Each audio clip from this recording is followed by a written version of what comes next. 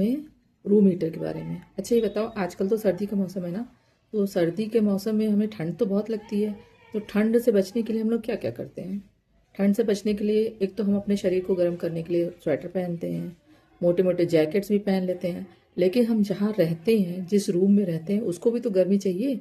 अगर वो हवा वहाँ की गर्म नहीं होगी, ठंडी होगी, तो हमें कितना भी पहन लेंगे हमें ठंडी लगती ही रहेगी। तो हमें रूम को भी गर्म करना होता है।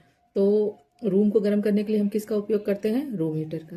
तो आज हम रूम हीटर के बारे में समझेंगे और रूम हीटर के पीछे क्या साइंस है उसके बारे में समझेंगे। ठीक है, तो देखो ये मेरे पास एक रूम हीटर है। देखा, ये रूम हीटर है ना, इसमें क्या है, ये एक रॉड लगी हुई है।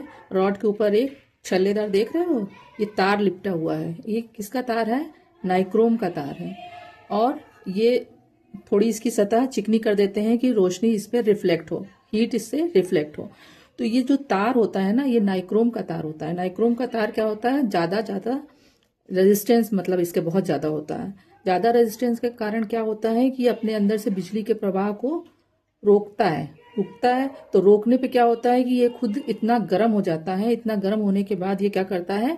हीट फेंकने लगता है, गर्मी फेंकने लगता है। तो इसीलिए हम इस वायर का उपयोग करते हैं, नाइक्रोम वायर का। ठीक है, अब नाइक्रोम वायर जब यहाँ से यहाँ तक लगा, मुड़े से होते हैं कि जिससे कि ज्यादा से ज्यादा मात्रा में हमें हीट मिल सके।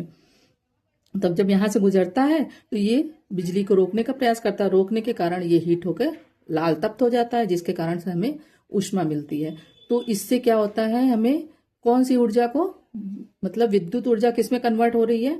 हीट में कन्वर्ट हो रही है। और ये गर्म होकर एकदम रेड हो जाता है, तपने लगता है, तो हमें रोशनी भी तो देता है। तो प्रकाश ऊर्जा, तो विद्युत ऊर्जा का किसके किसके में परिवर्तन हुआ, बदला किसमें? प्रकाश ऊर्जा में और ऊष्मा में।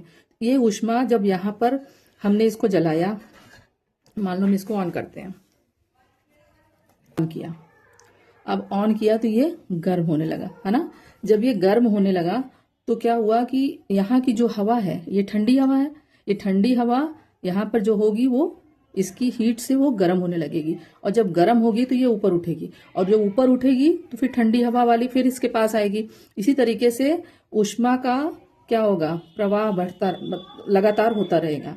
यानी कि गर्म हवा ऊपर की तरफ जाएगी, ठंडी हवा फिर आएगी, फिर ये गर्म होगी, फिर ऊपर जाएगी। इसी तरह से पूरा वातावरण जो होगा, जो हमारा रूम का पूरा टेम्परेचर होगा, वो बढ़ने का क्रम चलता रहता है और ऊष्मा का संवहन होता रहता है, जिसके कारण हमारा रूम गर्म हो जाता है। तो ठीक है, तो ये आपने देखो ये गर्म हो गया। अब इसको हम बंद कर देते हैं।